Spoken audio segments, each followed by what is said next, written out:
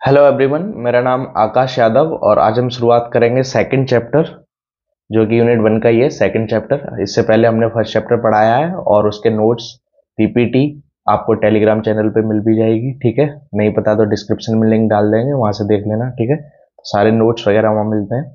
अब हम second chapter की ओर बढ़ते हैं जो कि हमारा characteristics of under developed countries with special reference to India. ठीक है, तो हम यहाँ अंडर डेवलप्ड कंट्रीज के करेक्टरिस्टिक्स देखेंगे और मेन रेफरेंस जो हमारा रहेगा वो इंडिया, क्योंकि हम इंडिया के हैं। ठीक है, तो यूनिट 1 यही है, तो इसको सॉरी चैप्टर 2 यूनिट 1 का यही है, तो इसको देखते हैं। इसमें साथ साथ देखते हैं क्या क्या टॉपिक्स हैं। तो सबसे पहले इंट्रोडक्शन कि अंडर डेवलप्ड कंट्रीज क्या है। ठीक है, फिर हम डेफिनेशन देखेंगे, वर्ल्ड बैंक ने क्या डेफिनेशन दी।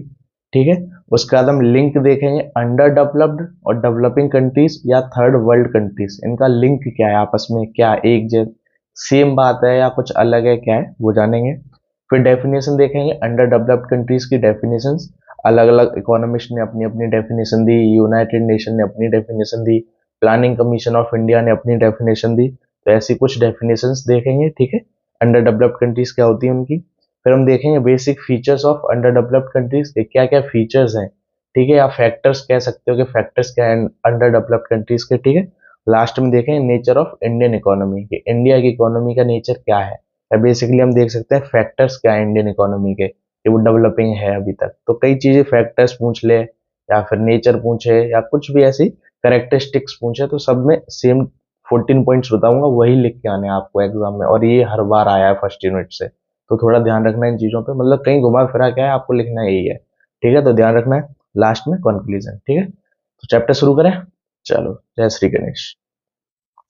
इंट्रोडक्शन, इंट्रोडक्शन में सबसे पहले उसने बताया है कि आजकल हम क्या करते हैं, present a picture of appalling contrast between developed under developed countries. ठीक है, काफी हम अंतर मानते हैं एक तरह से अंडर डेवलप्ड और डेवलप्ड कंट्रीज का। सम कंट्रीज बहुत अमीर हैं, कुछ कंट्रीज हैं जो काफी रिच हैं, तो कहीं नहीं है, बहुत गरीब भी हैं। तो इसमें कह रहा है कि वर्ल्ड की जो थर्ड बाई फोर्थ 3/4 हिस्सा जो है वर्ल्ड पॉपुलेशन का, वो बेयरली अफोर्ड, बड़ी मुश्किल से अफोर्ड कर पा रहा है मिनिमल एक्सिस्टेंस, रोटी पानी कहते हैं ना एक तरह से, रोटी पानी बस चल रही है, तो वो बड़ी बेयरली अफोर्ड कर पा रहा है। Majority of people in these countries, और इन कंट्रीज के जो मेजोरिटी पीपल है वो हंगर से मारी जा रही है, या बीमारियां, डिप्रेशन, पॉवर्टी, मेलन्यूट्रिशन, माइजर, इन चीजों के शिकार हैं। ठीक है, तो अब देखो एक चीज ये लिखी है, वर्ल्ड डेवलपमेंट रिपोर्ट 2012। तो देखो क्या लिखा है, वर्ल्ड डेवलपमेंट रिपोर्ट 2012 के अकॉर्डिंग जो वर्ल्ड पॉपुलेशन है 15.8% वर्ल्ड पॉपुलेशन, ये रहती है ज्यादातर हाई इनकम डेवलप्ड कंट्रीज में, like USA, Canada, Australia, western Europe, New Zealand, Japan, Singapore, Hong Kong. ठीक है, और वहीं बात करें बची हुई 84.2% वर्ल्ड पॉपुलेशन, तो ये आपकी रहती है लो इनकम या फिर मिडल इनकम डेवलपिंग इकोनॉमीज में या कंट्रीज में, जो अभी जैसे बताऊंगा आगे। ठीक है, तो लो इनकम या मिडिल इनकम डेवलपिंग इकोनॉमी क्या है वो भी बताता हूँ। ठीक है, तो इनमें रहती है आपकी 84.2%, और सिर्फ 15.8% आपकी क्या है world population high income countries में। ठीक है, तो देखो क्या है, तो साथ में ये सेकंड टॉपिक भी तुम्हारा शुरू होता है। तो ये वर्ल्ड बैंक ने डेफिनेशन दी है डेवलप्ड और डेवलपिंग कंट्रीज की। तो देखो वर्ल्ड डेवलपमेंट रिपोर्ट 2016 के अकॉर्डिंग क्या क्लासीफाई क्या है, मतलब क्लासीफाई क्या है कि कौन सी वर्ल्ड डेवलपिंग है और कौन सी डेवलप्ड। तो देखो तीन भागों में बांटा है इनकम को लेकर। ठीक है, तो पहली है लो इनकम कंट्रीज, कौन सी है, low income countries, LIC, short में भी याद कर ही लेना LIC, लो इनकम कंट्रीज। ठीक है, तो जिसकी भी $1025 $1025 से कम है यदि किसी की भी इनकम, पर ईयर की होगी ऑब्वियसली, एनुअल ईयर की। ठीक है, या फिर GNI पर कैपिटा इनकम। ठीक है, gross national income per capita, ये बता चुका हूँ पिछले लेक्चर में, तो फिर से बताने की कोई जरूरत नहीं है। ठीक है, तो लो इनकम कितनी 1025 से कम है, तो वो कैसी कंट्री है, लो इनकम कंट्री।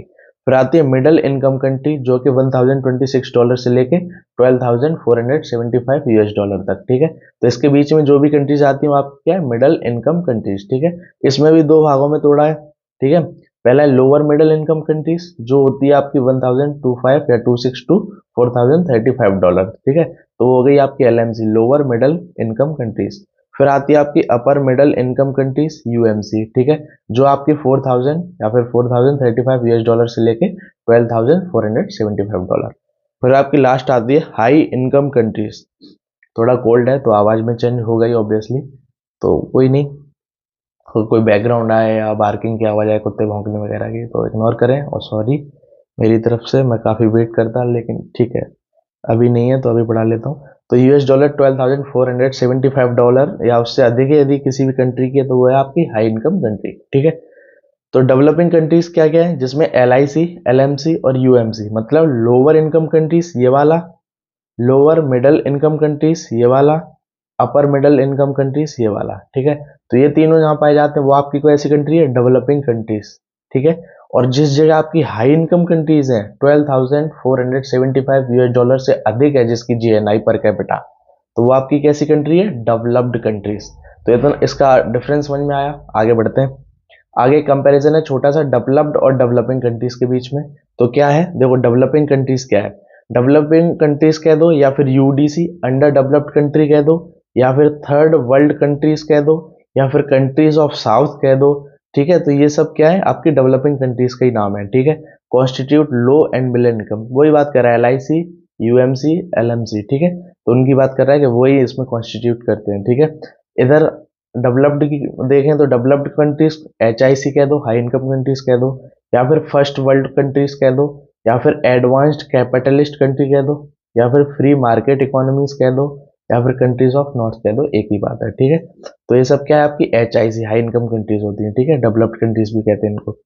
अब देखो ये जिम्मेदार होती है इनकी जो वर्ल्ड पॉपुलेशन वो बहुत ज्यादा है, देखो 84.2% वर्ल्ड पॉपुलेशन डेवलपिंग कंट्रीज में, और 15.8% वर्ल्ड पॉपुलेशन आपकी डेवलप्ड कंट्रीज में, पहले भी बताया अभी पिछले, वही है। देखो रीडिंग्स में भी आप देखोगे तो डेटा कई बार बार वही रिपीट किया है। तो मैं कोशिश कर रहा हूँ कि इतना पढ़ा दूं कि एग्जाम से कोई भी क्वेश्चन आपका छूट ना पाए, ठीक है। अब देखो यहाँ पे भले ही वर्ल्ड पॉपुलेशन 84.2% है, लेकिन फिर भी यहाँ जो वर्ल्ड इनकम में जोड़ी जाएगी, यदि वर्ल्ड इनकम में टोटल मान लो 10 रुपए है, तो 10 रुपए का सिर्फ 20%, ठीक है। यदि सिंपल तो 100 रुपीज है टोटल वर्ल्ड इनकम, तो उसमें से सिर्फ 20 रुपए है जो डेवलपिंग कंट्रीज की, और यहाँ पे यदि पॉपुलेशन की बात करें तो 84.2 है। देख रहे हो कितना अंतर है। तो 84.2 वर्ल्ड पॉपुलेशन होते हुए भी यहाँ की सिर्फ वर्ल्ड इनकम कितनी इंक्लूड होती है, 20%। जो भी वर्ल्ड इनकम होगी उसका सिर्फ 20% हिस्सा डेवलपिंग कंट्रीज से आता है, और पॉपुलेशन देख लो।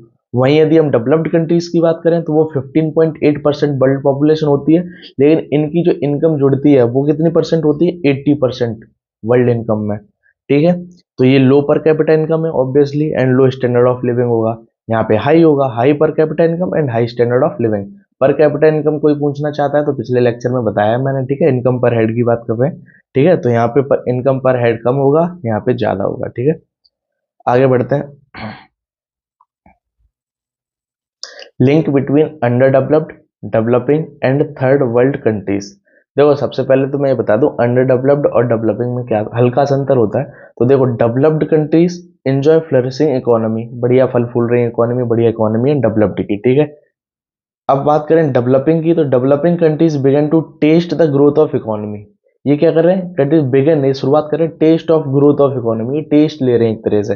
और अंडर डेवलप्ड की बात करें तो ये countries on the other hand face a weak economic growth and poverty, ठीक है। ये फेस करती है इकोनॉमिक वीक इकोनॉमिक ग्रोथ को या पॉवर्टी को, ठीक है। तो ये हल्का सा अंतर है, लेकिन आजकल क्या होता है, अंडर डेवलप्ड कंट्रीज को these days refers as the developing countries, ठीक है। आजकल अंडर डेवलप्ड कंट्रीज को ऐसे रेफर किया जाता है कि हाँ वो डेवलपिंग कंट्रीज हैं, मीनिंग दैट अब डेवलपिंग कंट्रीज का मतलब क्या है, these undeveloped countries are capable of making reasonable economic progress, ये कैपेबल हैं, योग्य हैं to making reasonable economic progress through organised effort. यदि अच्छे एफर्ट मारे, ये अपने ऑर्गेनाइज्ड एफर्ट मारे तो ये डेवलप्ड हो सकते हैं, ठीक है। Well conceived policies and programmes, लेकिन उसके लिए अच्छी पॉलिसीज और प्रोग्राम्स का यूज करना पड़ेगा उनको, और वो क्या कर सकते हैं, अच्छी इकोनॉमी ग्रोथ कर सकते हैं, ठीक है। तो वही कह रहे हैं कि आजकल अंडर डेवलप्ड कंट्रीज को डेवलपिंग कंट्रीज भी कहते हैं, और डेवलपिंग कंट्रीज का मतलब बेसिकली ये है कि वो making reasonable economic progress through the अच्छी पॉलिसीज, प्रोग्राम्स और ऑर्गेनाइज्ड एफर्ट्स के थ्रू, ठीक है। आगे लिखो, आगे देखो, आगे क्या लिखा, developing economy shows mixture of some features of backward. देखो क्या कह रहे हैं, जो डेवलपिंग इकोनॉमी है या फिर डेवलपिंग कंट्रीज है लाइक इंडिया, तो ये क्या है, सम मिक्सचर है किस किस का, features of backward and some of developed economy. कुछ चीजें बैकवर्ड वाली हैं और कुछ डेवलप्ड वाली हैं, तो इन दोनों का मिक्सचर है, तो वो होती है आपकी डेवलपिंग इकोनॉमी, ठीक है। A developing economy is essentially an underdeveloped economy on the path of progress and prosperity. It is an economy which is trying to hard side of some burden of backwardness and making continuous progress in my socio-economic activities. क्या कह रहा है, developing countries एक ऐसी under developed country है जो try कर रही है, क्या ट्राई कर रही है, प्रोग्रेस की ओर, प्रॉस्पेरिटी की ओर, ठीक है, और साथ में कुछ इसमें क्या होते हैं, बर्डन होते हैं बैकवर्ड के, उनको सुधारने की कोशिश करती है और कंटिन्यूस प्रोग्रेस करती है सोशियो इकोनॉमिक एक्टिविटीज पर, ठीक है, सोशल और इकोनॉमिक एक्टिविटीज पर। आगे देखो, तो देखो जैसे मैंने अभी बताया था फर्स्ट वर्ल्ड आपकी हाई डेवलप्ड HIC आती है फर्स्ट वर्ल्ड में, ठीक है, और फिर मैंने बताया था थर्ड वर्ल्ड जिसमें अपनी इंडिया भी है, ठीक है। तो ये देखो फर्स्ट वर्ल्ड है, सेकंड वर्ल्ड, थर्ड वर्ल्ड, तीनों को समझ लो क्या है। तो बेसिकली फर्स्ट वर्ल्ड आपकी एडवांस्ड कैपिटलिस्ट कंट्रीज होती हैं या फिर हाई इनकम कंट्रीज होती हैं, HIC, ठीक है, HIC, ठीक है, फ्री मार्केट इकोनॉमीज कहते हैं, और भी नाम मैंने बताए थे पीछे, ठीक है, तो वो सारे नाम हैं इनके। अब एग्जांपल में जैसे US है, जापान है, कनाडा है, ऑस्ट्रेलिया है, न्यूजीलैंड है, इटली है, इटली से कुछ चलो खैर छोड़ो।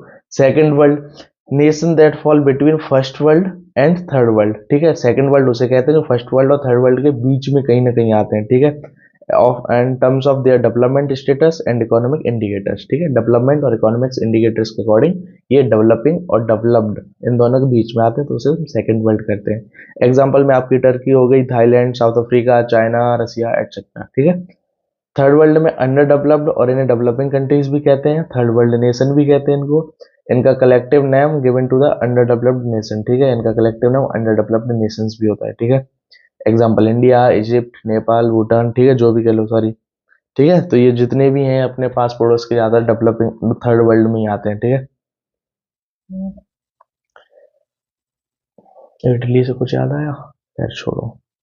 मैं तो कहता हूँ मोदी जी से कहो थोड़ी दोस्ती बढ़ाएं इटली से, क्योंकि एक अच्छा फर्स्ट वर्ल्ड है, लार्जेस्ट यूरोपियन कंट्रीज में जो भी है, तो काफ़ी अच्छे प्रॉस्पेरिटी है इस कंट्री की, और साथ में यदि इस पे हो गया तो मेडिटेरियन सी पे भी काफ़ी अपना उधर थोड़ा, खैर छोड़ो आगे बढ़ते हैं। हाँ, definition of under developed countries, तो देखो आप कई अपने अपने इकोनॉमिस्ट फिलोसफर क्या बोलते हैं, फिलोसफर, ठीक है, उन्होंने अपनी अपनी डेफिनेशन दी है। तो देखो पहले आपके प्रोफेसर सैमुअल्सन, क्या लिखा है सैमुअल्सन, इन्होंने क्या किया, every country under developed country, इन्होंने तो सीधा कह दिया कि हर एक कंट्री अंडर डेवलप्ड कंट्री है। क्यों? क्योंकि कोई भी कंट्री परफेक्ट नहीं होती, होता है ना कि हर एक व्यक्ति परफेक्ट नहीं होता, बस उसकी गलतियों को भी चुनो, खैर मेरी तो कोई नहीं चुनता, सब गलती, अरे हाँ कहाँ गए, हाँ यहाँ पे, अचीव परफेक्शन ऑफ, मजा कर रहा हूँ, ठीक है, परफेक्शन ऑफ डेवलपमेंट, ठीक है। तो वो ये कह रहे हैं कि कोई भी कंट्री आप अपने आप में क्या है, अंडर डेवलप्ड कंट्री है, क्योंकि कोई भी कंट्री परफेक्ट नहीं हो सकती, ठीक है। दूसरा आपके ऑथर हैं इसी बुक के, टोडारो, इसके नहीं है, जेंड्रीज और अमर्त्य सेन है शायद इसके, लेकिन फर्स्ट और सेकंड चैप्टर जो आपके हैं, और फिर सेकंड एंड, देखो आपके फर्स्ट यूनिट में एक तो आपका फर्स्ट एंड सेकंड चैप्टर है रीडिंग में अमर्त्य सेन का, और क्या कहते हैं उनको, कौन है वो, ध्यान नहीं आ रहा, अभी बता दूंगा चलो। और सेकंड एंड थर्ड चैप्टर आपका जैन रीज और अमर्त्य सेन का है, सॉरी इनका है टोडारो स्मिथ, और एक और शायद जैन रीज है, पता नहीं कौन है, जो भी है, तो ये 4 चैप्टर हैं आपके यूनिट 1 में, ठीक है, तो ये इनमें मिलेगा आपको, जैन रीज में आप बोलो तो इनकी है, मेरे पास PDF है, ठीक है, नॉर्मल फोटो क्लिक वाली नहीं, वो जो होती है वैसे, ठीक है, हार्ड कॉपी की डिक्टो कॉपी, ठीक है, तो वह आप कहो तो मैं उस पर सेंड कर दूंगा आपको, ठीक है। आगे देखो, टोडारो ने क्या कहा, under developed economy is that economy in which there are low level of living, देखो ये काफी अच्छी डेफिनेशन दी है टोडारो ने। इन्होंने कहा है देखो अंडर डेवलप्ड कंट्री या डेवलपिंग कंट्री वो कंट्री है जिसकी स्टैंडर्ड ऑफ लिविंग लो है, एब्सोल्यूट पॉवर्टी है जिस जगह, लो पर कैपिटा इनकम है, लो कंजप्शन लेवल है, पुअर हेल्थ सर्विस है, हाई डेथ रेट है, हाई बर्थ रेट है, डिपेंडेंस ऑन फॉरेन इकोनॉमीज, और ये दूसरी इकोनॉमीज पे या दूसरी कंट्रीज की इकोनॉमीज पे डिपेंड करते हैं। तो ये काफ़ी अच्छी डेफिनेशन है, आप अपने दिमाग में डाल सकते हो। देखो सब वही चीज़, लेकिन लो लेवल्स ऑफ लिविंग जो आप सोच भी सकते हो, absolute poverty, low per capita income, low consumption level, poor health service, high death rate, high birth rate, dependence on foreign countries. आगे देखो गुन्नर मिडराल ने अभी एक अपनी डेफिनेशन दी है, तो आप पढ़ सकते हो सारी डेफिनेशन, मैं ऊपर ऊपर से ऐसे बता दे रहा हूँ, ऐसे तो काफ़ी टाइम लग जाएगा, ठीक है, 14-15 मिनट हो भी गई है। इन्होंने सीधी कहा अंडर डेवलप्ड कंट्रीज ना एक ऐसा वो कौन सा मीम चल रहा है ना, वो कैजुअल है थोड़ा, बैठने का तरीका थोड़ा कैजुअल है, तो वही कह रहे हैं ये कि यहाँ पे ना हर चीज़ का तरीका थोड़ा कैजुअल है, आउटपुट को लेकर, इनकम को लेकर, बिहेवियर पैटर्न्स को लेकर, हर तरीके के जो भी हैं, तो उनके general casual relationship among all these condition. तो कह रहा है वो बस कैजुअल है, ठीक है, कोई व्यवस्थित तरीका नहीं है किसी भी चीज़ का, ठीक है, सिस्टमेटिक वे नहीं है। यदि सिस्टमेटिक वे हो हर चीज़ का तो डेवलप्ड बन सकती है। यूनाइटेड नेशन ने अपनी डेफिनेशन दी, बहुत ही अजीब सी डेफिनेशन, मतलब सीधा उन्होंने कह दिया, कोई डेफिनेशन नहीं, नॉर्मल सी बात है। इन्होंने कहा under developed country is one of has real per capita income that, देखो इन्होंने कहा जो अंडर डेवलप्ड कंट्री है is one which has real per capita income that is lower in relation to the real per capita income of USA, Canada, Australia, या comma होगा sorry, ठीक है, and western Europe. कह रहा है कि USA, Canada, Australia, इनका income per capita income है उससे इनका कम होगा आपका अंडर डेवलप्ड कंट्रीज का, तो इन्होंने ये कहा है। फिर जैकब विनर हैं, तो इन्होंने क्या कहा, विच हैज गुड पोटेंशियल, इनके पास ये कह रहे हैं कि जो अंडर डेवलप्ड कंट्रीज हैं इनके पास अच्छा पोटेंशियल होता है फॉर यूजिंग मोर कैपिटल और मोर लेबर और मोर अवेलेबल नेचुरल रिसोर्सेज। कह रहे हैं जो अंडर डेवलप्ड कंट्रीज होती है इनके पास नेचुरल रिसोर्सेज बहुत हैं, ठीक है, मोर लेबर है, मोर कैपिटल है। आपने ज़्यादा देखा, हम इंडिया की बात कर लें तो इंडिया में देखो काफ़ी ज़्यादा पॉपुलेशन है, तो कहीं ना कहीं लेबर भी बहुत है, कैपिटल भी बहुत होगा, या फिर यूज़ कर सकते हैं, पोटेंशियल का यूज़ करें तो अच्छा कैपिटल भी जनरेट कर सकते हैं। नेचुरल रिसोर्सेज तो भरे पड़े हैं, अफ्रीकन कंट्रीज में देख लो नेचुरल रिसोर्सेज हैं, बट हाँ उनको यूज़ करने के लिए मशीनरी नहीं है, या फिर इतने एजुकेटेड नहीं है, ह्यूमन कैपिटल अच्छा नहीं है तो उनको एक्सट्रैक्ट कर सके अच्छे वे में, ठीक है। For all these to support its population to higher level of living, ठीक है, तो ये जैकब विनर ने अपनी बात में कही। फिर प्लानिंग कमीशन ऑफ इंडिया ने भी एक डेफिनेशन दी, और इनकी भी डेफिनेशन सुन लेते हैं। एन अंडर डेवलप्ड कंट्रीज या undeveloped countries economy is characterised by the existence in greater और लेसर डिग्री ऑफ अनयूटिलाइज, देखो वही कह रहा है, एक कम हो या ज्यादा अनयूटिलाइज्ड रिसोर्सेस और मैन पावर लिखा है, ठीक है, मैन पावर अनयूटिलाइज है या अंडर यूटिलाइज्ड है, ठीक है। No one hand on one hand and of unexploited natural resources, देखो वन हैंड पे ये बता दिया कि मैन पावर यूटिलाइज नहीं है या फिर अंडर यूटिलाइज्ड है। दूसरा उन्होंने बताया कि अनएक्सप्लॉइटेड नेचुरल रिसोर्सेज जो भी हैं वो हैं अभी तक, ठीक है, वो अनएक्सप्लॉइटेड है। On the other this state of affairs में be due to stagnancy of techniques, अब ये किस वजह से है, तो कह रहे हैं हो सकता है स्टेगनेंसी ऑफ टेक्निक्स नहीं है हमारे पास, certain inhibiting socio economic factors हो सकते हैं, इकोनॉमिक भी हो सकते हैं कि हाँ पैसा ही नहीं है, सोशियो फैक्टर्स भी हो सकते हैं, जैसे कई लोग रिचुअल्स कस्टम्स मानते हैं, मान लो किसी जमीन के नीचे काफी अच्छा हीरा मिल सकता है, लेकिन कई वहाँ के रिचुअल्स हैं, कस्टम्स हैं, जमीन में गड्ढा नहीं कर सकते, हमारे देवी देवता कुल देवी रहती है ना, तो ऐसे कई कस्टम्स होते हैं, और भी वजह हो सकती है। तो ऐसी सोशियो इकोनॉमिक फैक्टर्स हैं जिसकी वजह से हम उनको अच्छे से यूटिलाइज नहीं कर पाते, which present the more dynamic forces in an economy from asserting themself, ठीक है। तो ये काफी डेफिनेशन हमने बताई, इनमें से जितनी लिख सको लिखो, देखो ग्रेजुएशन में हो एक डेफिनेशन से काम नहीं चलता हर जगह, ठीक है, तो यदि पूछे तो इनमें से 2-3 डेफिनेशन उनके ऑथर के नाम के साथ, या फिर प्लानिंग कमीशन ऑफ इंडिया जैसे यूनाइटेड नेशन ने दी, तो ऐसे लिख के आओगे अच्छे से तो मार्क्स ज्यादा मिल सकते हैं आई गेस, ठीक है। आगे बढ़ते हैं, basic features of under developed countries, देखो ये बहुत जरूरी है, ये देख लो क्यों, क्योंकि 14 यहाँ है और यही सेम 14 आपके नेचर ऑफ इंडियन इकोनॉमी में पढ़ाऊंगा, बस वहाँ उसका डेटा दूंगा इंडिया का, यहाँ सारी कंट्रीज का एक बेसिक बता रहा हूँ कि यदि कोई अंडर डेवलप्ड कंट्री है तो उसके फीचर्स या करेक्टर्स क्या है, फीचर्स लिख दो, चाहे करेक्टरिस्टिक्स लिख दो, फैक्टर्स लिख दो, चलेगा, ठीक है।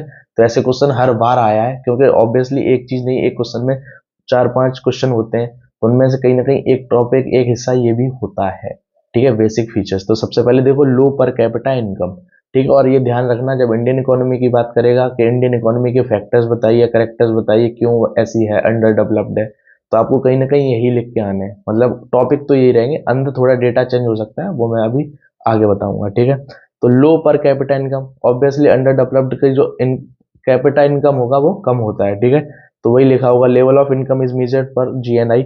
अच्छा ये चीज मैं पहले ही बता चुका हूँ पिछले लेक्चर में, ठीक है, पहले हम जीडीपी में निकालते थे लेकिन बाद में जीएनआई में, क्योंकि जीएनआई ज्यादा अच्छा माना जाता है, क्योंकि इसमें हम फॉरेन जो प्रोडक्शन होती है अपने डोमेस्टिक कंट्री या बाउंड्री के अंदर उसको निकाल देते हैं, और जो हमारे रेजिडेंट्स हैं फॉरेन में कमा रहे हैं तो उसको हम ऐड करते हैं, ठीक है, तो जीएनआई में, तो जीएनआई निकालते हैं। अब ये कह रहा है अंडर डेवलप्ड की ये जीएनआई वेरी लो होती है, estimate of per capita income are based on prevailing exchange rate, अच्छा यहाँ वही बात लिखी हुई है कि अब ये सब हम जो कैपिटल इनकम वगैरह निकालते थे वो हम एक्सचेंज रेट वगैरह डॉलर वाली सीन वो सब इशू होते हैं ना कि हाँ $1 इक्वल टू 84 रुपीज़ है। तो ये सब में थोड़ा डिफरेंस हो जाता था, सही तरीके से हम जीएनआई को नहीं निकालते थे या सही मेथड नहीं माना गया इसको, ठीक है, क्योंकि वहाँ फ्लक्चुएट होता रहता है कहीं कुछ, ठीक है। तो इसलिए हमने इस चीज़ को सॉल्यूशन करने के लिए, इस प्रॉब्लम का सॉल्यूशन हमने क्या निकाला, पीपीपी, जो मैं पहले भी बता चुका हूँ, परचेजिंग पावर पैरिटी, और पिछले सेमेस्टर में भी पढ़ाया था, ठीक है। इसको प्रिपेयर कौन करता है, तो आपका यूनिसेफ करता है, यूएनओ की ही एक एजेंसी है, ठीक है। तो ये क्या है, United Nation international comparison programme, ठीक है। तो ये यही पीपीपी को एस्टिमेट करती है। बेसिकली इसका काम क्या होता है, क्या मतलब पीपीपी क्या होता है, मैं पहले ही बता चुका हूँ, फिर से बता रहा हूँ। यदि कोई भी एक प्रोडक्ट है, मान लो कोई एक बिस्किट है, ठीक है, और वो बिस्किट इंडिया में मिल रहा है 5 रुपीज का, ठीक है, और वही बिस्किट सेम यदि यूएस में, अमेरिका में $1 का है, ठीक है, तो यहाँ $1 इक्वल टू 5 रुपीज माना जाएगा, ना कि एक्सचेंज रेट के हिसाब से $1 इक्वल टू 84 रुपीज, ठीक है। तो ये एक्सचेंज रेट फ्लक्चुएट होती रहती है, तो जीएनआई सही नहीं निकल पाती है, डिपेंड करती है, बार बार निकालनी पड़ेगी। तो इस सब को खत्म करके हमने सीधा देखा पीपीपी का यूज करके हम जीएनआई को निकालते हैं। तो वही बात यहाँ पे लिखी है इन दोनों उसमें, ठीक है, कि यूनिसेफ ने वो, और नीचे परचेसिंग पावर पैरिटी की वही definition, number of units of a foreign countries currency required to purchase the same quantity of goods and service in local market, ठीक है। वही कह रहा है कि देखो, number of units of a foreign countries currency, कोई भी number of units of foreign currency, unit मान लो 5 रुपए, ठीक है, मैंने वही एग्जांपल दे रहा हूँ, 5 रुपए फॉरेन करेंसी की कंट्री की करेंसी है, ठीक है, नंबर ऑफ यूनिट्स 5 यूनिट्स, ठीक है, and required to purchase the same quantity of good, मतलब वही biscuit and service in a local market as $1, तो $1 इक्वल टू 5 रुपीज होगा, ठीक है, बुड बाई इन द यूएस, ठीक है। तो वही चीज कह रहा है पीपीपी क्या होता है, ये एक्सचेंज रेट वगैरह वाला सीन नहीं रखते ये लोग, ठीक है, कि $1 इक्वल टू 80 रुपीज है, 90 रुपीज है, कुछ भी, ठीक है। ये सेम रखते हैं कि वही सेम गुड या सर्विस सेम क्वांटिटी में यूएस में कितने की मिल रही, इंडिया में कितने की, यदि वो $1 की है यूएस में और 5 रुपीज की है, तो इसका मतलब $1 इक्वल टू 5 रुपीज, खत्म, ठीक है। तो उसमें उसको ध्यान में रख के जीएनआई निकालते हैं, ठीक है। दूसरा, और मैंने बता दिया अंडर डेवलप्ड का ये क्या होता है, लो होता है, वेरी लो, ठीक है। दूसरा, लो लेवल्स ऑफ लिविंग या फिर स्टैंडर्ड ऑफ लिविंग लो होता है, काफी लो स्टैंडर्ड होता है, ठीक है। तो वही बात है कि यहाँ पे इनकम अच्छी नहीं होती, poor housing, poor health, poor education, high infant mortality rate, ठीक है, एंड लो लाइफ एक्सपेक्टेंसी, ठीक है। तो सीधी सी बात है कि इन कंट्रीज में ये कंडीशंस होती हैं, बहुत ही बेकार होती हैं, ठीक है।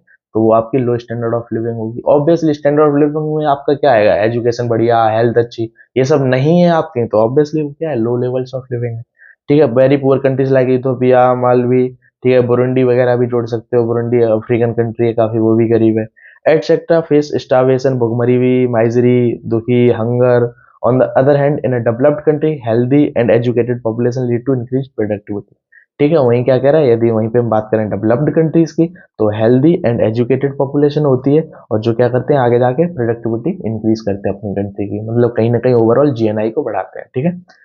अगला देखते हैं, third, high inequality of income, ठीक है।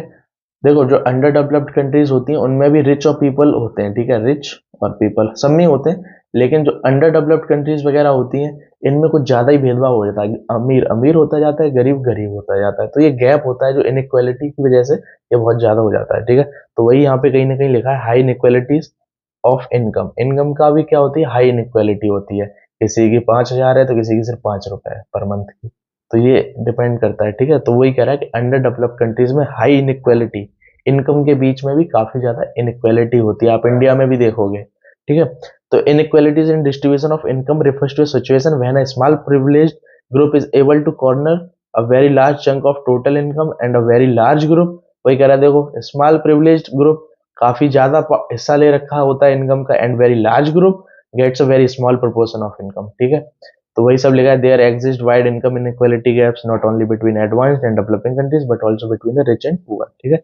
यही नहीं कह रहा कि किसी एडवांस कंट्री या डेवलपिंग कंट्री में ये रिच और पुअर के बीच में भी हो सकता है, वही सब लिखा है, तुम पढ़ोगे समझ में आ जाएगा, ठीक है, with in under developed countries, क्या ही पढ़ूं, वही सब लिखा है, ठीक है। वाइड स्प्रेड पॉवर्टी, तो अंडर डेवलप्ड कंट्रीज का एक करेक्टर या फीचर ये भी है कि वाइड स्प्रेड पॉवर्टी होती है, गरीबी काफी ज्यादा फैली होती है। तो wide spread poverty prevails all UDCs, मतलब अंडर डेवलप्ड कंट्रीज में international poverty line has been drawn expenditure $1.90 per person per day. अब शायद ये 2000 कब का हो पता नहीं, शायद 11 का होगा। 2017 के बाद को इसको बढ़ा के $2.15 भी किया है, ठीक है। तो 2.15 है इंटरनेशनल पॉवर्टी लाइन, ठीक है। तो ये याद कर सकते हो 2017 के बाद ये है, ये शायद 2011 का है, ठीक है। On this basis almost 1/4 of the world population is living below the poverty line.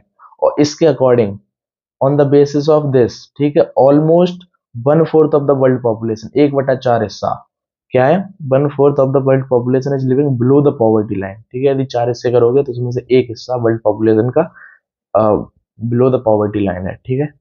Fast growing population in the developing countries is both a cause and effect of under developed.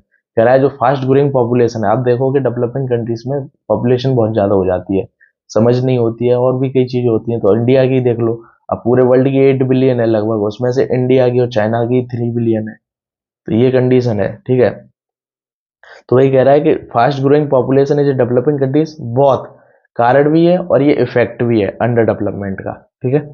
तो ये भी हमें समझना पड़ेगा। अगला है high rate of population of growth, वही same, फिर मतलब यहाँ बता ही दिया, वही लिखा है नीचे, high rate of population of growth. सीधी सी बात है, अंडर डेवलप्ड कंट्रीज में पॉपुलेशन ग्रोथ बहुत अधिक होती है, ठीक है। Most UDC have high population growth, fast growing population in developing countries, बहुत कॉज एंड इफेक्ट, ऊपर भी लिख दिया था, चलो ठीक है। तो ये समझ में आ गया। आगे देखो low levels of productivity, obviously low levels. अब इससे भी समझ सकते हो ये वाली चीज, high rate of population growth है, पॉपुलेशन ज्यादा है तो कंज्यूम भी ज्यादा करेगी, कंज्यूम ज्यादा करेगी, प्रोडक्शन कम बचेगी, या सरप्लस नहीं होगा हो पाएगा इतना, ठीक है।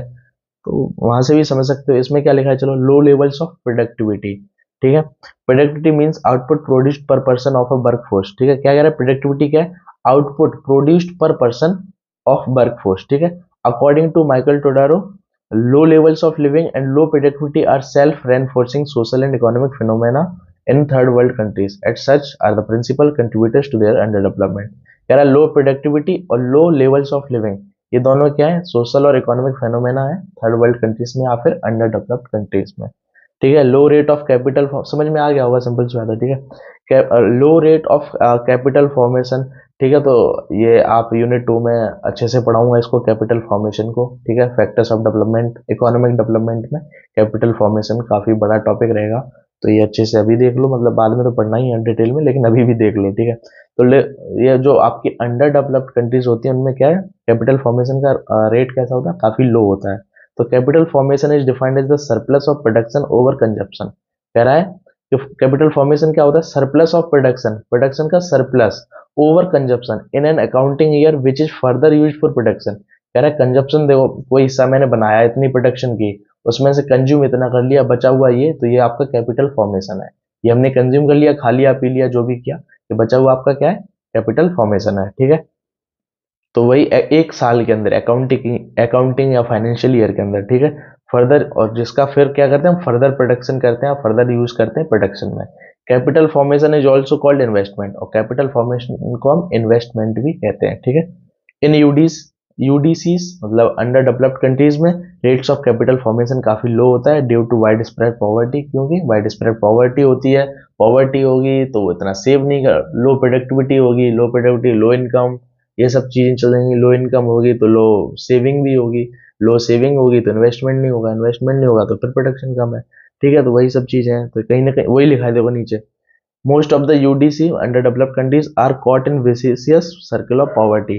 ये विसिशियस सर्कल पॉवर्टी वही है जो अभी मैं बोल रहा था, जैसे कोई व्यक्ति है, गरीब है, ठीक है, तो कहीं ना कहीं प्रोडक्शन कम होगी, ठीक है, प्रोडक्शन कम है तो उसकी इनकम कम होगी बंदे की, इनकम कम है तो वो डिमांड कम करेगा, डिमांड कम करेगा तो कैपिटल फॉर्मेशन भी कम होगा, लोग बनाएंगे नहीं, कैपिटल फॉर्मेशन कम है तो कह सकते हैं इन्वेस्टमेंट नहीं होगा, ठीक है, या सेविंग नहीं होगी, मतलब समझ रहे हो ना, एक साइकिल है पूरी, सेविंग नहीं कर पाएगा बंदा तो इन्वेस्ट क्या करेगा, इन्वेस्ट किस पे ही नहीं करेगा तो प्रोडक्शन कम होगी। तो बेसिकली ओवरऑल ये एक विशिष्ट सर्कल ऑफ पॉवर्टी होती है, ठीक है। गरीब है व्यक्ति, सेव नहीं कर पा रहा तो इनकम नहीं है, गरीब है तो इनकम नहीं है तो सेविंग नहीं है। सेव तभी तो करता है व्यक्ति जब बहुत ज्यादा इनकम होती है, और जब सेव करता है कहीं ना कहीं इन्वेस्ट करेगा, लेकिन सेविंग नहीं है तो इन्वेस्टमेंट नहीं है, डिमांड नहीं है, ये सब चीजों की साइकिल बन जाती है, ठीक है। तो उसे बोलते हैं विशिष्ट सर्कल ऑफ पॉवर्टी, ठीक है। आगे देखो, less development of human capital, और सिंपल सी बात है, यहाँ पे क्या होता है, ह्यूमन कैपिटल पे इतना ध्यान नहीं दिया जाता है, या फिर बहुत कम डेवलपमेंट होता है ह्यूमन कैपिटल पे, ठीक है। अब ह्यूमन कैपिटल का मतलब एजुकेशन हो गई, स्किल्स हो गई, आपकी ट्रेनिंग वगैरह हो गई, ठीक है, तो इन पे बहुत कम खर्चा किया जाता है। तो ये डेवलप्ड अंडर डेवलप्ड कंट्रीज का एक करेक्टर है, ठीक है। Human capital refers to the stock of skill, ability, expertise, education, knowledge. वही कह रहा है कि ह्यूमन कैपिटल क्या कहते हैं हम जिसको, स्टॉक ऑफ स्किल, एबिलिटी। जैसे मैं पढ़ा रहा हूँ तो ये मेरे अंदर एक स्किल है, तो ये भी क्या है कि ह्यूमन कैपिटल का यूज, मैं एक ह्यूमन कैपिटल हो गया जो मैं आपको पढ़ा रहा हूँ, ठीक है। तो मेरे पास एजुकेशन नहीं होगी या एक्सपर्टीज या स्किल नहीं है पढ़ाने की, तो फिर ह्यूमन कैपिटल नहीं है, ह्यूमन कैपिटल नहीं तो मैं पढ़ाऊंगा नहीं। मतलब ऐसी कई चीजें हैं, ठीक है। अब मान लो मैं ये स्टाइलस है, ठीक है, इससे पढ़ा रहा हूँ, या ये टैब है जिससे मैं रिकॉर्ड करके लिख रहा हूँ, मुझे जानकारी नहीं होती, चलाना नहीं आता, स्किल्स नहीं होती या ट्रेनिंग नहीं होती मेरे पे पहले से, तो मैं पढ़ा नहीं पाता। तो ह्यूमन कैपिटल कहीं ना कहीं बेकार हो गया, मतलब ह्यूमन कैपिटल का अच्छा यूज नहीं, या फिर उसको ह्यूमन को कैपिटल की फॉर्म में बना नहीं पाया, ठीक है। तो वही कह रहा है कि एबिलिटी हो, एक्सपर्टीज हो, एजुकेशन, स्किल, नॉलेज इनसे आती है, जो कि इस पे बहुत कम इन्वेस्टमेंट या डेवलपमेंट नहीं है अंडर डेवलप्ड कंट्रीज के अंदर। Human capital formation is the process of adding to the stock human capital over time, ठीक है। वही कह रहा है ह्यूमन कैपिटल फॉर्मेशन का मतलब क्या है, ये एक प्रोसेस है adding to the stock human capital over time this requires, ठीक है।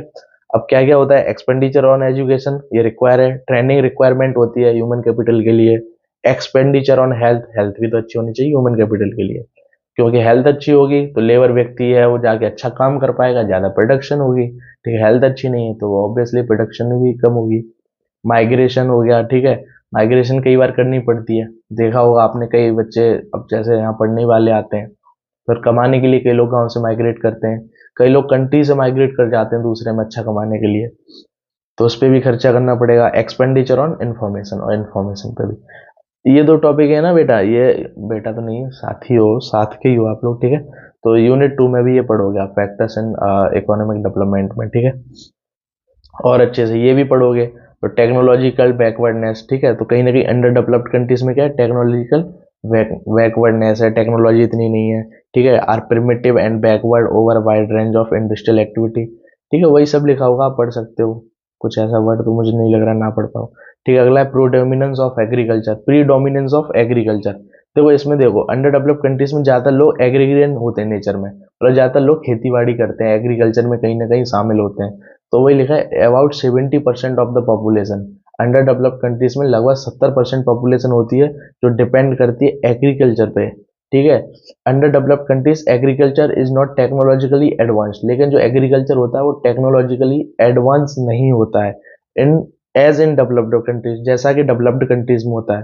तो it is clear from the following facts. अब कैसे आप कह सकते हो कि एडवांस नहीं होता टेक्नोलॉजी में एग्रीकल्चर इनका, देखो less chemical fertilizers are applied to soil, जो सही फर्टिलाइजर्स हैं वो यूज नहीं करना, या कई बार जो शॉप वाला होता है या दुकान पे जो भी रखते हैं ये, ठीक है, तो वो कई बार गलत दे देते हैं प्रोडक्ट्स, या उनको जानकारी नहीं, तुमको जानकारी नहीं है। तो एक सही जानकारी होनी चाहिए टेक्नोलॉजी के साथ साथ, जो फर्टिलाइजर्स खरीद रहे हो क्या ये हमारे खेत के लिए सही है या नहीं है, ऐसा तो नहीं है अभी प्रोडक्शन दे दे आगे जाके वो जमीन ही बंजर हो जाए। तो एनवायरमेंट को भी कहीं ना कहीं ध्यान रखना पड़ेगा, ठीक है। High yielding variety seeds are not developed for all crops, ठीक है, हाई यील्डिंग वैरायटीज वाले जो सीड्स हैं वो नहीं होते हैं, ठीक है, एडवांस ही नहीं है तो अच्छे फर्टिलाइजर्स नहीं है, अच्छे बीज नहीं है, तो क्या प्रोडक्शन अच्छी होगी। Per capita cultivator land is small, ठीक है, per capita cultivable land is small, लोगों की जमीन कम हो रही है, ठीक है, सब डिवीजन हो रहा है, उसमें भी फ्रेगमेंटेशन होता है, जिसमें ऑपरेशन होल्डिंग वगैरह वही लिखा ना, ऑफ ऑपरेशन होल्डिंग, कहीं ना कहीं देखो जमीन इधर उधर, मतलब एक तो देखो कई वजह होती है, एक तो हम बार बार खेती कर रहे हैं, ठीक है, तो उसकी वजह से उसका जो जमीन है उसकी फर्टिलाइजर अपना खो देती है, एक जो होता है ना फर्टिलाइजर उपजाऊ, वो एक होती है लेयर वाली चली जाती है तो बंजर सी होने लगती है, फ्रेगमेंटेशन वगैरह होने लगता है मिट्टी का भी, ठीक है, कई बार वो छोटी छोटे भागों में तोड़ देते हैं जमीन को अलग अलग, ठीक है, तो वो भी कहीं ये कई चीजें जो बंजर बना देती हैं जमीन को, या फिर अच्छी एडवांसमेंट नहीं हो पाती इन वजह से, ठीक है। और ये सब है chemical fertilizers, high yielding variety seeds, HYV, ठीक है। आगे देखो high levels of unemployment and under employment. Obviously under developed countries में अनएम्प्लॉयमेंट ज्यादा होता है या फिर अंडर एम्प्लॉयमेंट होता है, एम्प्लॉयड तो है लेकिन वो अंडर एम्प्लॉयड है, अपनी जितनी उसकी एबिलिटी है कैपेबिलिटी है उतना काम नहीं कर पाता, तो उसे कहते हैं अंडर एम्प्लॉयमेंट, ठीक है। High level of unemployment and unemployment observed in UDCs, UDCs ही बोलूंगा मैं, ठीक है, अंडर डेवलप्ड कंट्रीज को, ठीक है। The gravity of the situation can be seen from the fact that almost 30% of the total urban and rural labour force in third world countries is unutilised. ठीक है, क्या कह रहा है, ऑलमोस्ट लगभग या ऑलमोस्ट 30% जो टोटल अर्बन और रूरल की जो पॉपुलेशन है थर्ड वर्ल्ड कंट्रीज में या फिर अंडर डेवलप्ड कंट्रीज में अनयूटिलाइज्ड है। ठीक है, टोडारो ने ये बात कही है। आगे देखो, आगे हो जाओ। हाँ, poor infrastructure facilities. Obviously infrastructure infrastructure अच्छा हो तो काफ़ी प्रोडक्शन बढ़ सकती है। गांव में आप देखोगे रोड नहीं है ट्रांसपोर्ट के लिए अच्छी, यदि रोड होती तो शायद ट्रांसपोर्ट होता, ज़्यादा प्रोडक्शन होता तो वो बाहर भी जा पाता, ट्रांसपोर्ट वगैरह हो पाता। ठीक है, और अच्छे फर्टिलाइजर्स आ सकते थे, मशीन वगैरह आ सकती थी। तो इंफ्रास्ट्रक्चर पे काफ़ी चीज़ें डिपेंड करती हैं। तो अंडर डेवलप्ड कंट्रीज में पुअर इंफ्रास्ट्रक्चर होता है, रोड वगैरह का है कि ट्रांसपोर्ट में जो चीज़ एक दिन में आनी चाहिए वो 2 दिन में आ रही, 3 दिन में आ रही, तो प्रोडक्शन बंद है तब तक फैक्ट्री है, ऐसी कई चीज़ें होती है ना। तो और सिर्फ वहीं से मतलब नहीं है, एग्रीकल्चर में तो काफ़ी पीछे है। बैंकिंग वगैरह हो गया, पावर सप्लाई हो गई, कम्युनिकेशन ट्रांसपोर्ट हो गया। ठीक है, तो इनमें काफ़ी पीछे है। यदि सोचो गाँव में पावर सप्लाई लगातार हो तो खेत में जब भी पानी की ज़रूरत है, ठीक है, तो इरिगेशन वगैरह ये सब चीज़ें तो टाइम से होंगी, तो टाइम से प्रोडक्शन अच्छी होगी। कई लोगों की सूख जाती, पानी नहीं आ रहा, लाइट ही नहीं आ रही महीनों तक। ठीक है, तो ऐसी कई दिक्कतें होती हैं। ट्रांसपोर्ट की दिक्कत है, रखा है बाहर ही नहीं भेज पा रहे हैं हम प्रोडक्शन अपनी। ठीक है, कम्युनिकेशन इश्यूज होते हैं, बैंकिंग इशू। गाँव में आप देखोगे काफ़ी कोशिश की जा रही है, लोग बैंक में आए, वहाँ सेव करें, इन्वेस्ट करें, चीज़ें लोन लें ताकि इन्वेस्ट करें कहीं और। तो वो सिस्टम ही अभी इतना अच्छा नहीं बना है। ठीक है, अब फिर भी गाँव में पहुँच गया है फिर भी, लेकिन हर चीज़ में इतना नहीं है अभी। ठीक है, तो इंफ्रास्ट्रक्चर वगैरह की बात वही की है। तो अंडर डेवलप्ड कंट्रीज में बेकार होता है या बहुत कम होता है, पुअर होता है। आगे लिखो, dominance and dependence in international relation. कभी कभी ऐसा भी होता है कि दूसरे जो देश हैं जो रिच हो गए या डेवलप्ड हो गए, तो वो भाई ऑब्वियसली अमीर हैं, पावर में आ जाते हैं कहीं ना कहीं, तो हम उनके नीचे दब के रहना पड़ जाता है कभी कई बार।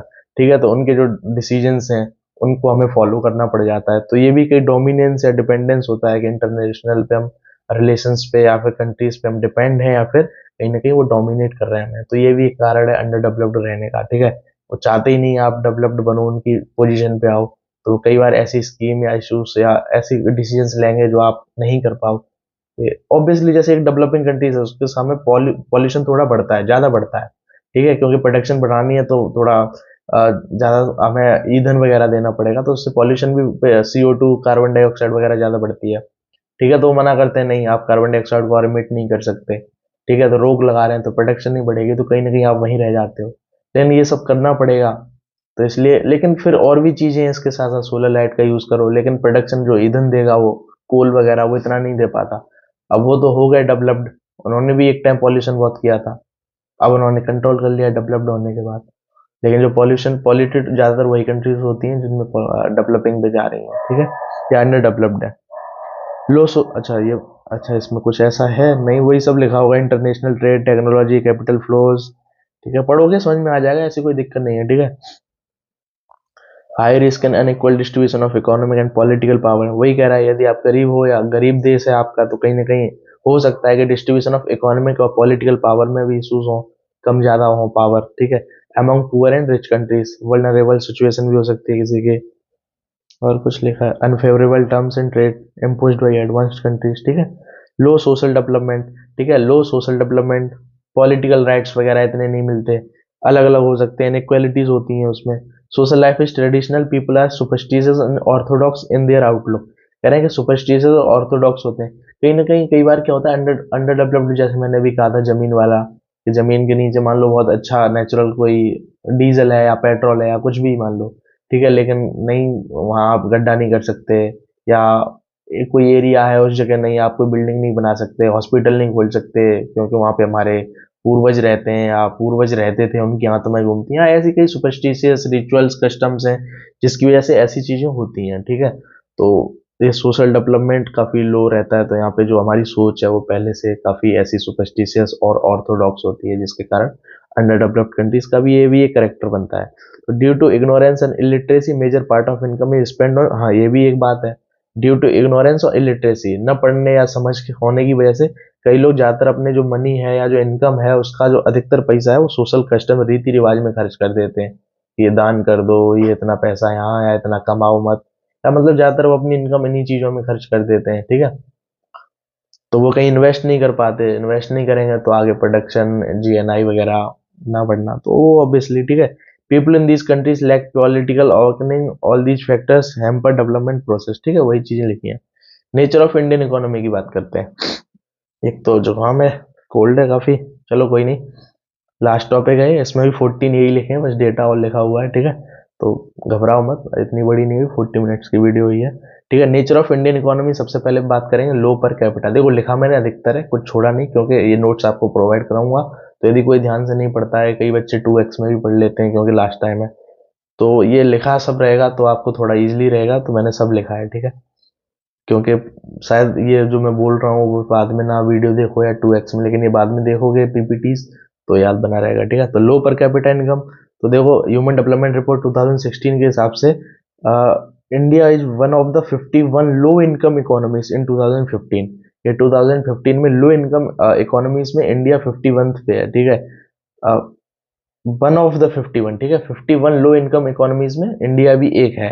GNI is the broadest measure of national income. ठीक है, ओके। फिर आगे लिखा है देखो, इन 2015 while that of very high human development groups average, जो ह्यूमन मतलब हाँ डेवलप्ड ग्रुप्स हैं या डेवलप्ड कंट्रीज हैं, उनमें जो एवरेज यूएस डॉलर है जीएनआई वो कितना है, 39,605। Even in the category of low income economies as many of 6 countries had higher per capita income GNI than that of India. कह रहा है लोअर इनकम इकोनॉमीज में या लोअर इनकम कंट्रीज में भी इंडिया से ऊपर 6 कंट्रीज हैं। ठीक है, more over the economic distance between the most developed Nations and India has increased over the year.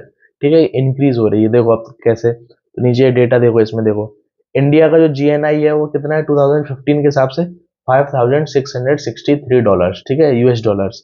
ठीक है, वहीं आप डेवलप्ड या मोस्ट डेवलप्ड नेशंस की बात करें तो देखो ये ऑस्ट्रेलिया का 42,000, ऑस्ट्रिया का सॉरी, वही मैं कहूँ सेम कैसे हो, बेल्जियम, आयरलैंड। ठीक है, तो इनका आप देखो ये मोस्ट डेवलप्ड नेशंस का, और वहां यदि हम बात करें इंडिया की तो ऐसा लगेगा वन ऑफ द वीक या फिर काफी करीब पुअरेस्ट इकोनॉमी वाली कंट्री है। ठीक है, तो यही चीजें लिखी हैं, समझ में आ गई होंगी आई थिंक, एक बार पढ़ोगे तो हो जाएगी। सबसे पहले लिखा है 51 में से एक इंडिया भी लो इनकम इकोनॉमीज में आती है।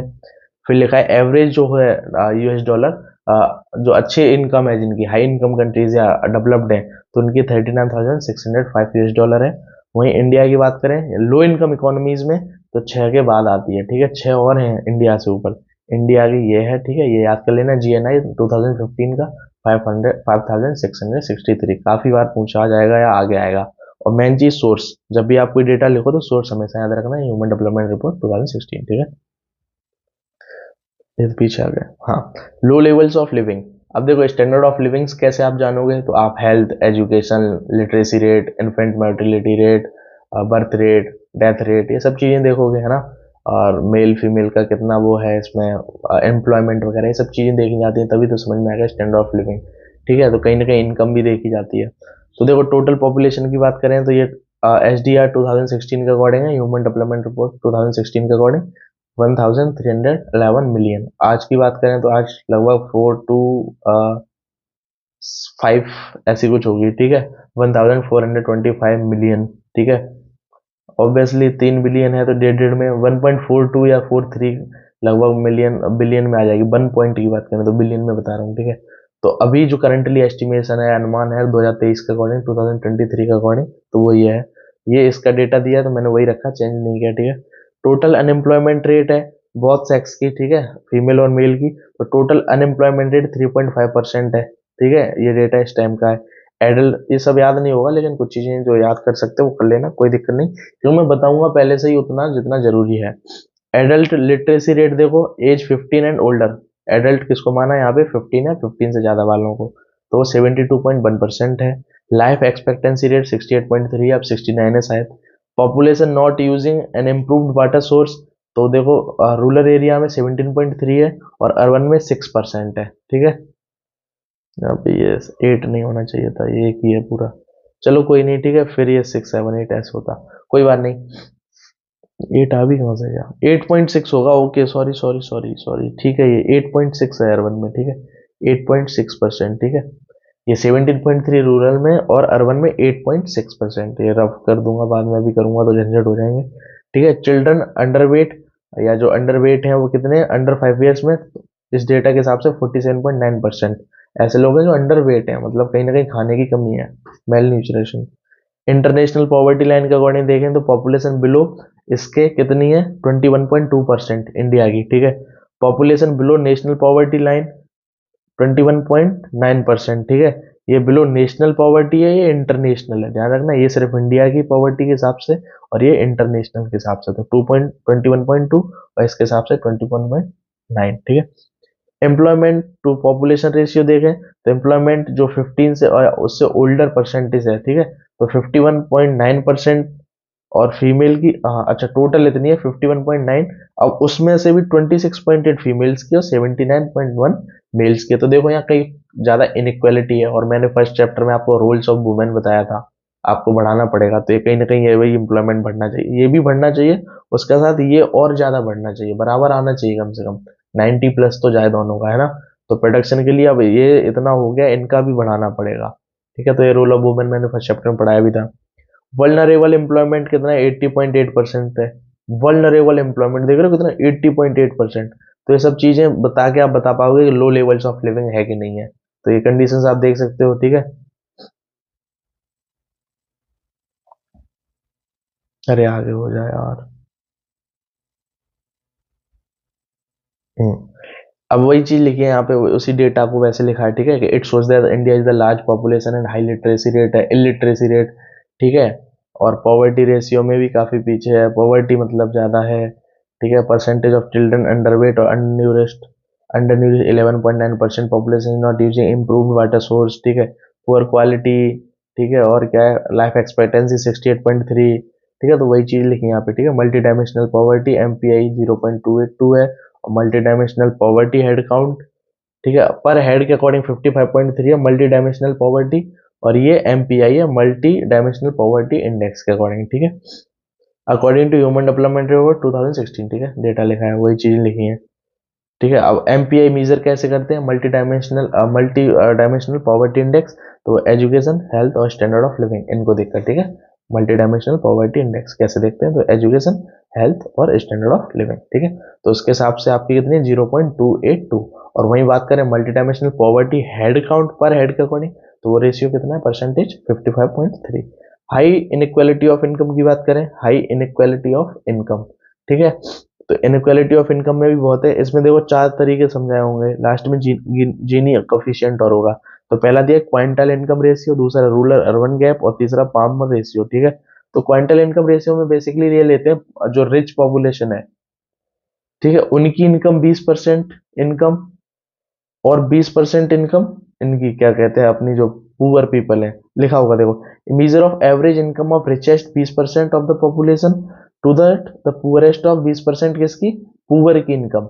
और फिर उसका रेशियो निकालते हैं, जो कि इंडिया का है 5.3, ठीक है। इंडिया का क्या है 5.3, ये फिर भी ठीक है, और लोगों का और ज्यादा है, तो वही लिखा है, it was lower in India than large number of countries, ठीक है। तो ये डेटा इस टाइम का है, ठीक है, 2010 से 15 में, SGR 2016 का सोर्स है ये, ठीक है।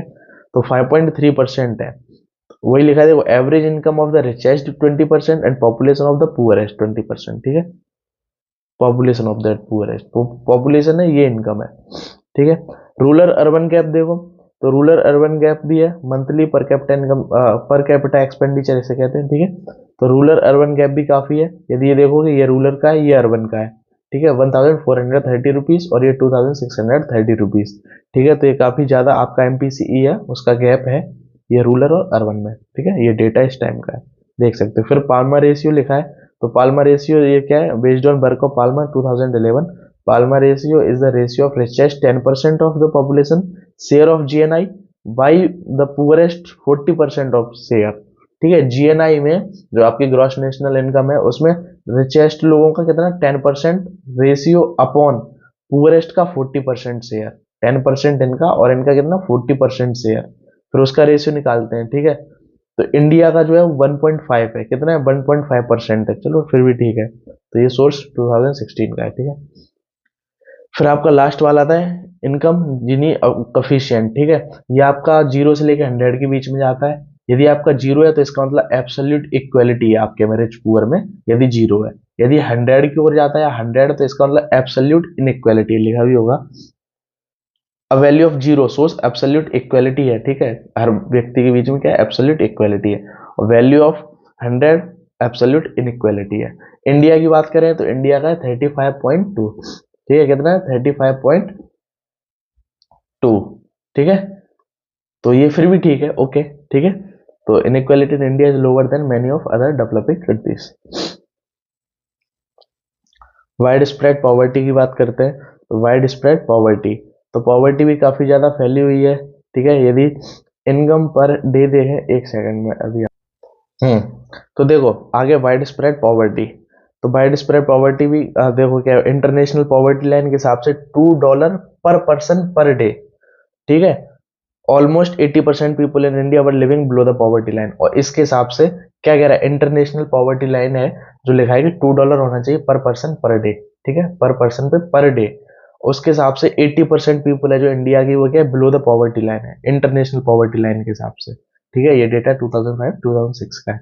The new international poverty line is set of PPP $1.90, ठीक है, $1.9 पर अ डे, ठीक है, पर अ डे, ठीक है, पर पर्सन पर डे नहीं, per day, as per the Tendulkar committee report. अब इंडिया की देख लो, poverty line in all India, तो वो है देखो, रूरल की है 816 और अर्बन की है 1000, ठीक है, 2011 के हिसाब से। The data on poverty is given to the table, ये नीचे रेशियो इसमें दिया है, ठीक है। तो लिखा है आगे, क्या लिखा है, population in severe poverty is the percentage of population by with, ये स्पेस होना चाहिए था, ठीक है, डिप्रीवेशन स्कोर ऑफ 50% और मोर, ठीक है। तो ये सेवियर पॉवर्टी परसेंटेज है, यदि इसकी भी 50% से कम है तो वो सेवियर पॉवर्टी में, ठीक है। तो देखो यहाँ पे डेटा लिखा है, तो डेटा में अब काफी 1 आवर की होने वाली है, अभी तो काफी बचा है, लेकिन ठीक है, जल्दी करता हूँ। Population below PPP $190 a day, तो वो इतनी है, सेवियर पॉवर्टी इतनी है, और आपकी नेशनल पॉवर्टी लाइन के हिसाब से 21.9, ठीक है। देखोगे समझ जाओगे, पूरा डेटा है। High rate of population growth, ठीक है, तो ये देखो, ये इंडिया का मैंने एस्टिमेटेड लिख दिया 2023 का, ठीक है। तो इंडिया की पॉपुलेशन इतनी है, इंडिया एवरेज एनुअल ग्रोथ 1.3%, ठीक है, ये डेटा इस टाइम का है। डेंसिटी देखें तो अभी का एस्टिमेटेड है 481 पर स्क्वायर किलोमीटर, या फिर 1244 लोग पर मीटर स्क्वायर में, ठीक है, ये भी एस्टिमेटेड है 2023 का, ठीक है। Fast growing population India is both of cause and effect of under, पहले ही बता चुका हूँ मैं, ठीक है। तो high rate of population of growth, low levels of productivity, productivity भी लो लेवल की है, ठीक है। अब वजह क्या है, तो less use of capital in form of modern machines and equipments, less efficiency in the workforce due to poor health and poverty, and low work culture due to lack of incentives and discipline, ठीक है। तो low levels of productivity है, लो rate of capital formation है, ये पहले पढ़ा चुका हूँ, वही चीजें, बस अब इंडिया के लिए लिखा है, बस यहाँ पे ये मान लो। तो वो भी है, कैपिटल फॉर्मेशन भी कम है यहाँ पे, ठीक है। वैसे ही पॉपुलेशन ज्यादा है तो कंज्यूम ज्यादा करते हैं, और बचा ज्यादा बचाते हैं नहीं, अब वो बचता नहीं है, तो आगे फिर फर्दर प्रोडक्शन में यूज नहीं होता, तो कहीं ना कहीं प्रोडक्टिविटी गिरती है। तो कैपिटल फॉर्मेशन भी कम है। वजह क्या क्या है, लो रेट ऑफ सेविंग, सेविंग नहीं है तो इन्वेस्टमेंट कैसे होगा, ठीक है, तो सेविंग ही नहीं है। Slower increase in private investment कम है, ये सब अगली यूनिट में और अच्छे से पढ़ोगे। इनएडुकेट फिजिकल मीजर्स, ठीक है, इनएडुकेट क्या है, फिजिकल मीजर्स अच्छे नहीं है, प्रोग्राम पॉलिसीज, ठीक है, और इनफेक्टिव रिसोर्स मोबिलाइजेशन, ठीक है। अभी ऐसे ही नहीं ले रहा हूँ, मतलब इनको आगे भी पढ़ेंगे तो डिटेल में जानूंगा, तब अभी बस फिर भी याद कर लो। Poor quality of human capital, human capital की क्वालिटी अच्छी नहीं है, ठीक है। एजुकेशन में अच्छा तरह से पॉलिसीज या प्रोग्राम नहीं आ रहे, कहने को तो डिग्री सबके पास है लेकिन असल में कोई किसी को कुछ नहीं आता, तो ऐसी कई चीजें हैं, ठीक है। तो लो लेवल ऑफ ह्यूमन कैपिटल है, ठीक है। अब main problem of human capital formation क्या है, high regional and gender inequality की वजह से भी, आपने फीमेल मेल का भी पीछे देखा था एम्प्लॉयमेंट, तो जेंडर इनइक्वालिटी और रीजनल, इनकी वजह से ब्रेन ड्रेन और migration of highly skilled professional, ठीक है, ब्रेन ड्रेन या फिर कह लो migration of highly skilled professional. कई बार क्या करते हैं, जैसे ब्रेन ड्रेन उस सिचुएशन को कहते हैं, जैसे किसी ने एमबीबीएस वगैरह की, डॉक्टर अच्छा बना, लेकिन उसको अच्छी कहीं जॉब नहीं मिल पा रही है, या बेसिकली यहाँ पे उसकी इतनी इज्जत नहीं की जा रही है उस चीज की, तो वो दूसरे देश में चला जाता है, ठीक है। तो एक अच्छा ह्यूमन कैपिटल था हमारे पास, लेकिन हमने खो दिया, वो दूसरे देश में कमा रहा है। तो ये भी ऐसी कई सिचुएशंस हैं, ठीक है। तो इसको ब्रेन ड्रेन या माइग्रेशन बोलते हैं। हाईली स्किल्ड प्रोफेशनल का क्या हुआ, माइग्रेशन हो जाता है, ऐसी सिचुएशन को ब्रेन ड्रेन भी कहते हैं, ठीक है, drain. Insufficient on the job training, ठीक है, हाई पॉवर्टी लेवल, ठीक है, इन वजह से। टेक्नोलॉजिकल बैकवर्डनेस, ठीक है, टेक्नोलॉजिकल बैकवर्डनेस होगा, ठीक है, टेक्नोलॉजी के backward permanent feature of Indian economy, ठीक है। इंडिया से agriculture sector suffers from technological backward. देखो एग्रीकल्चर हम सबसे ज्यादा हमारे इंडिया में होता है, लेकिन फिर भी क्या है, टेक्नोलॉजी इतनी अच्छी नहीं है तो प्रोडक्शन इतनी अच्छी हो नहीं पाती है। तो वो एक एग्जांपल है, ठीक है। लेकिन टेक्नोलॉजिकली बैकवर्डनेस है इंडिया, इस वजह से भी अंडर डेवलप्ड में अभी, ठीक है। Absolute technique production, irrigation facilities भी अच्छी नहीं है, lack of modern cropping pattern, ठीक है। पैटर्न वही है ना, नॉलेज नहीं है। एग्रीकल्चर सब करें लेकिन एग्रीकल्चर नॉलेज नहीं है, क्या सही रहेगा क्या गलत रहेगा, क्या फर्टिलाइजर सही है, कितनी मात्रा होनी चाहिए, कौन सी मशीन यूज करनी चाहिए, ये जानकारी ना होने की वजह से क्या है, और वो कहीं ना कहीं ह्यूमन कैपिटल में आता है। ह्यूमन कैपिटल अच्छा नहीं है तो प्रोडक्शन कैसे अच्छी होगी, ठीक है। प्रीडोमिनेंस ऑफ एग्रीकल्चर, ठीक है, प्रीडोमिनेंस है।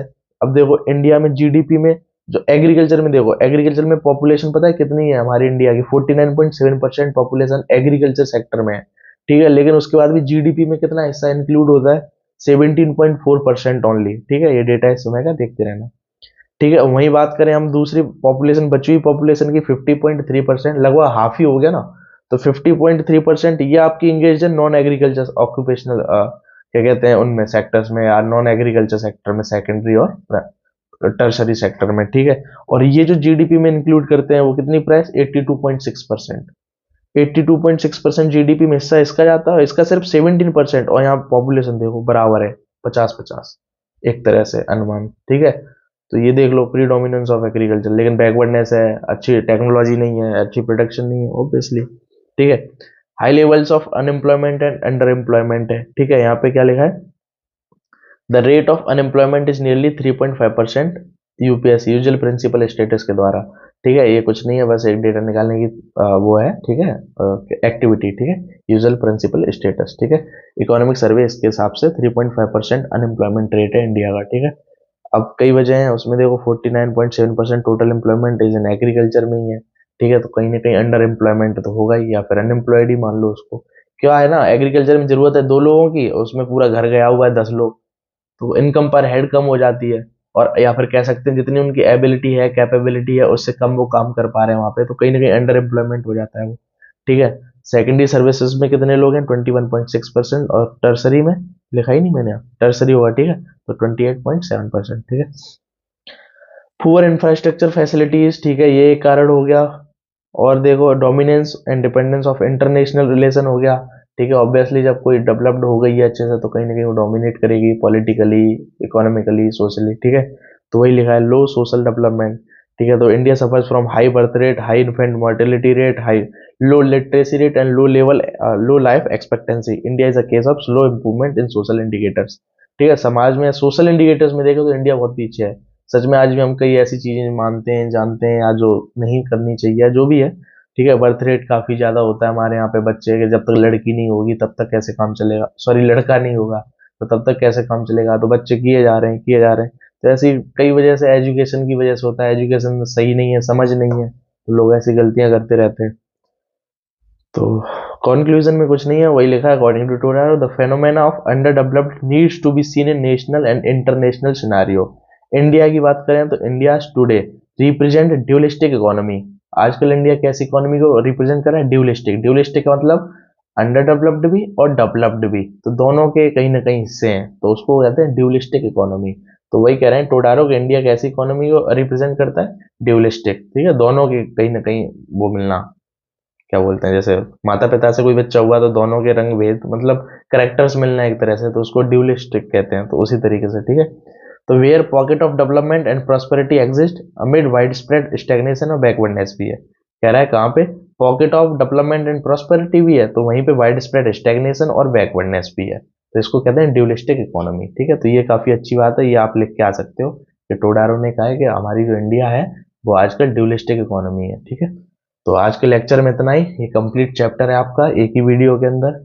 अब इसके बाद बचा है सस्टेनेबल डेवलपमेंट या एनवायरमेंट और सस्टेनेबल डेवलपमेंट, ठीक है। तो अगले लेक्चर में वही करेंगे, उसके बाद यूनिट 2 पर जाएंगे। हाँ, एक चीज और यही बता दो अभी मुझे, कई चीजें हैं जैसे मैंने जो अभी नहीं इसमें पढ़ाई, जैसे ब्रिक्स के बारे में नहीं पढ़ाया, और भी कई डीएमआरसी वगैरह, डीआरसी, रिपब्लिक ऑफ कॉन्गो, क्या बोलते हैं उसको, democratic Republic of Congo, Congo से कंपैरिजन दिया आपकी बुक में, रीडिंग्स में ब्रिक्स के बारे में बताया है।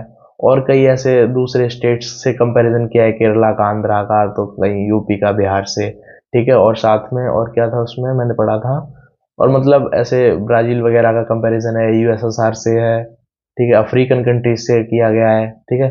तो ये सब भी कंपैरिजन उसमें है, लेकिन कभी भी डायरेक्टली तो नहीं पूछा है क्वेश्चन में, पीवाईक्यूज में कहीं ना कहीं ऐसे क्वेश्चन पूछे हैं जो हमने पढ़ा दिए हैं। यदि आप चाहते हो मैं वो पढ़ाऊं तो मुझे कोई दिक्कत नहीं है, आप लेकिन कमेंट में कह दो प्लीज। यदि आप कहोगे तो ही, क्योंकि पीपीटी बनाने में यार बहुत टाइम लगता है, ठीक है, और मैं नहीं चाहता हूँ कि मेरा भी टाइम वेस्ट हो और आपका भी। तो आप बता दो आपको पढ़ना है तो मैं पढ़ाऊंगा, तो फिर पहले ही बनानी पड़ेगी थर्ड चैप्टर से पहले, तो प्लीज उस हिसाब से है। और बाकी चैनल को थोड़ा फॉलो करो। ये क्या कर रखा है मैंने, तो सब चला गया था, ठीक है, ओके, कोई नहीं। तो बस यही चाहेंगे, थोड़ा सपोर्ट करो अपने भाई को। धन्यवाद, मिलते हैं अगले लेक्चर में। जय हिंद।